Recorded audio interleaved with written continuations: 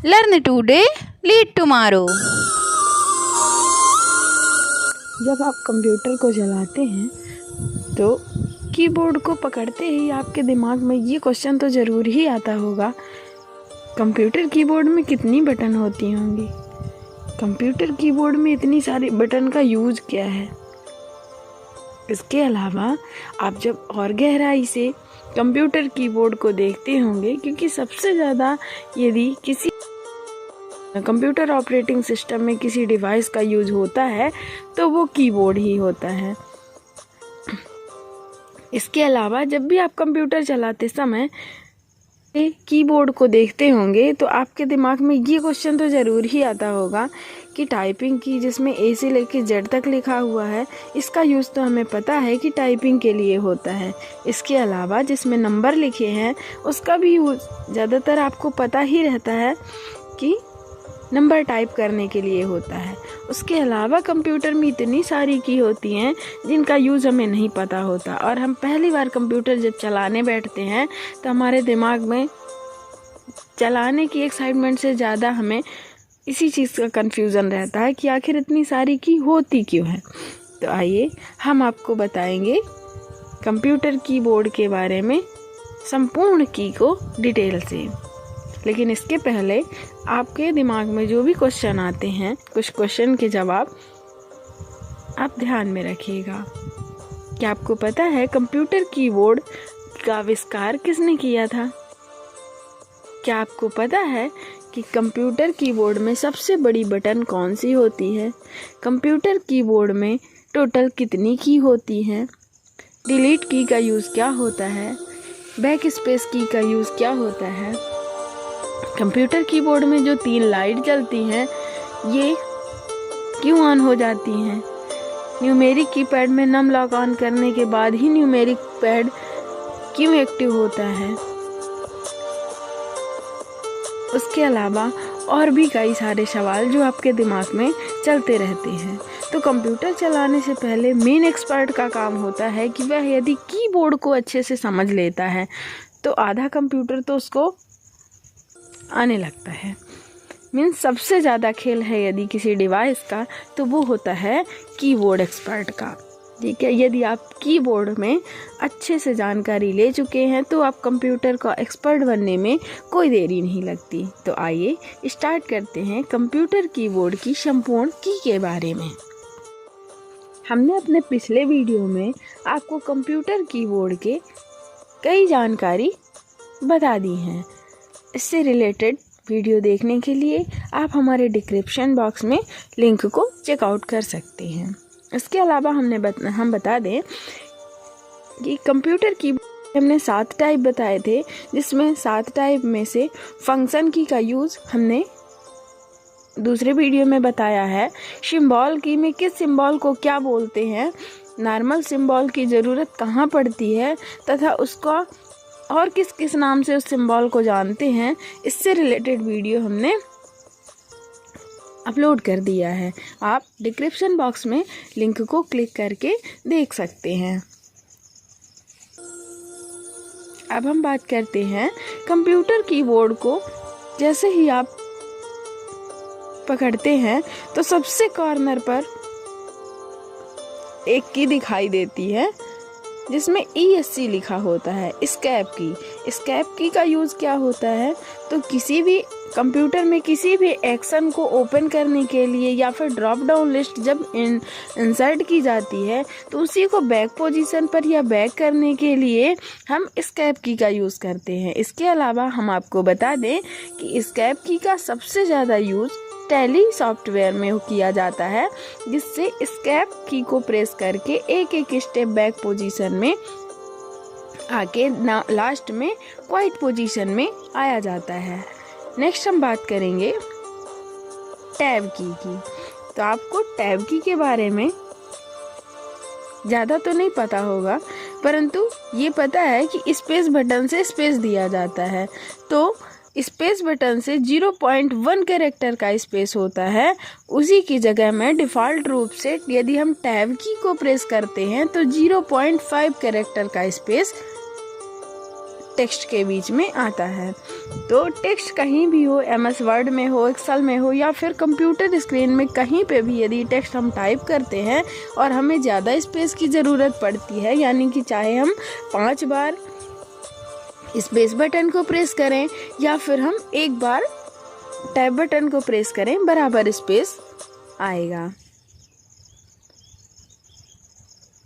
इसके अलावा एक्शन को नेक्स्ट करके भी कर्सर मूव करने के लिए हम टैब बटन का उपयोग करते हैं। नेक्स्ट बात करते हैं हम कैप्स लॉक की। तो हम आपको बता दें कि कंप्यूटर कीबोर्ड में ऐसी 3 की होती हैं जिन्हें इंडिकेटर की के नाम से जाना जाता है। इंडिकेटर की का मतलब जब इन की को एक्टिव करते हैं या फिर प्रेस करते हैं तो इंडिकेटर लाइट ऑन होती है। आपने कंप्यूटर कीबोर्ड में ज़्यादातर देखा होगा कि जैसे ही कैप्स लॉक, नम लॉक और स्क्रॉल लॉक की ऑन होती है तो 3 लाइट हमें कंप्यूटर कीबोर्ड में शो होती हैं। तो इनका यूज़ जानते हैं। कैप्स लॉक की का यूज़ होता है कि नॉर्मल जब भी हम कंप्यूटर कीबोर्ड के की को प्रेस करते हैं, टाइपिंग की को प्रेस करते हैं तो स्मॉल लेटर में टाइपिंग होती है, परंतु जब हम कैप्स लॉक को एक्टिव कर देते हैं तो जितने भी कीपैड के टाइपिंग की हैं वो सब कैपिटल लेटर में काम करने लगती हैं। नेक्स्ट बात करते हैं शिफ्ट, कंट्रोल और अल्टर की। तो शिफ्ट, कंट्रोल और अल्टर ये तीनों मॉडिफायर की होती हैं। इनका नॉर्मली सिंगल कोई यूज़ नहीं होता, इनके साथ कई सारी कंप्यूटर की शॉर्टकट कमांड बनी होती हैं जिनका उपयोग एक्सपर्ट यूज़र या फिर जो उपयोग करता है वह एक्सपर्ट यूज़र कहलाता है। इनके बारे में जानकारी हम आपको नेक्स्ट वीडियो में उपलब्ध कराएंगे। नेक्स्ट बात करते हैं विंडो की। इस कीबोर्ड में आपको विंडो की डबल दिख रही होंगी। लेटेस्ट वर्जन के जो भी कीबोर्ड हैं उनमें एक विंडो की जगह में फंक्शन की ऐड हो गई है, जिसका यूज़ हम फंक्शन और मल्टीमीडिया की को अल्टरनेट चेंज करने के लिए करते हैं। तो विंडो की का यूज़ जो काम हम माउस क्लिक से स्टार्ट बटन में क्लिक करके ऑल प्रोग्राम की लिस्ट को ओपन करते हैं, वही हम विंडो की प्रेस करेंगे। विंडो ऑपरेटिंग सिस्टम सॉफ्टवेयर के अंदर जितने भी ऑल प्रोग्राम होंगे उसकी लिस्ट ओपन करने के लिए हम विंडो की का यूज़ करते हैं। इसके अलावा कई सारी शॉर्टकट कमांड की के रूप में भी कंप्यूटर की विंडो की का यूज़ किया जाता है। नेक्स्ट हम बात करेंगे स्पेस की। तो स्पेस की कंप्यूटर कीबोर्ड की सबसे बड़ी की होती है। इसका यूज स्पेस देने के लिए यानी किसी भी टेक्स्ट के बीच में स्पेस देने के लिए किया जाता है। नेक्स्ट हम बात करेंगे एरो की। तो एरो की का यूज़ आपके कर्सर को लेफ़्ट, राइट, टॉप और बॉटम मूव करने के लिए किया जाता है। कर्सर आपका किसी भी एरिया में है, यदि किसी एक्शन में है तो वो एक्शन वाइज नेक्स्ट करके हम कर्सर को मूव कर सकते हैं। इसके अलावा यदि किसी डॉक्यूमेंट पेज में या टेक्स्ट पेज में कर्सर है तो हम कर्सर को माउस के थ्रू भी इधर उधर मूव कर सकते हैं। इसके अलावा हम एरो की के थ्रू भी डायरेक्शन में इधर उधर उसे मूव कर सकते हैं। नेक्स्ट हम बात करते हैं इंटर की। इंटर की का यूज़ आपने ज़्यादातर किसी भी एप्लीकेशन को ओके करने के लिए या अप्लाई करने के लिए किया होगा, पर हम आपको बता दें कि इंटर की आपके सेम लेफ़्ट क्लिक या ओके की तरह काम करती है। इसके अलावा यदि किसी पेज में डॉक्यूमेंट पेज में आपका कर्सर है तो उस पेज से लाइन चेंज करने के लिए हम इंटर की का यूज़ करते हैं। इसके अलावा नेक्स्ट हम बात करेंगे बैक स्पेस की। तो बैक स्पेस की में ज़्यादातर आपने देखा होगा कि वर्ड या टेक्स्ट को डिलीट करने के लिए हम बैक स्पेस की का यूज़ करते हैं, परंतु डिफरेंस सिर्फ इतना होता है नॉर्मली कि बैक स्पेस की के द्वारा कर्सर के लेफ़्ट साइड का मैटर एक एक करके इरेज होता है। नेक्स्ट हम बात करते हैं डिलीट की। तो बैक स्पेस की जस्ट अपोजिट डिलीट की भी होती है। इससे हम कर्सर के राइट साइड का मैटर एक एक करके इरेज करने के लिए यूज़ करते हैं। इसके अलावा इन दोनों की का सेम यूज़ है कि यदि कोई टेक्स्ट या फिर ऑब्जेक्ट सेलेक्ट है उसे डिलीट करने के लिए हम बैक स्पेस या डिलीट बटन का यूज़ कर सकते हैं। नेक्स्ट हम बात करते हैं नमलॉक की। तो नमलॉक की का यूज़ इंडिकेटर की तरह ही होता है।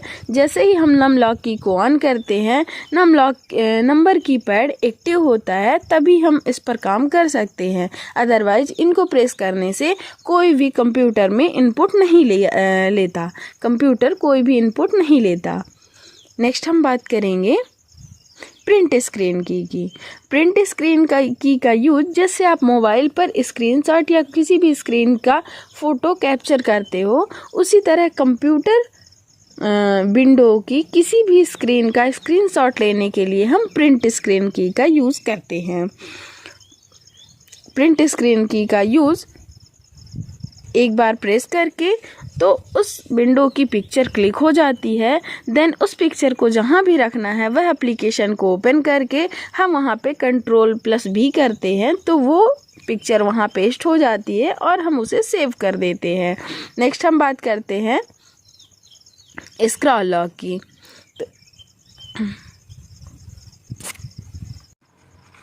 स्क्रॉल लॉक की हर विंडो में तो काम नहीं करता, लेकिन किसी भी विंडो में यदि हम स्क्रॉल लॉक की को प्रेस कर देते हैं तो हमारा पेज ऑटोमेटिक स्क्रॉल यानी कि ऊपर नीचे खिसकने लगता है।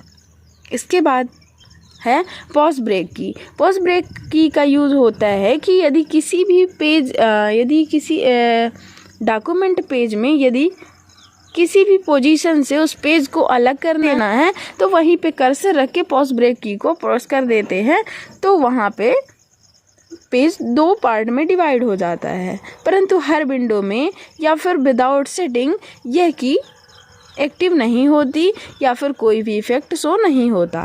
नेक्स्ट हम बात करेंगे होम की।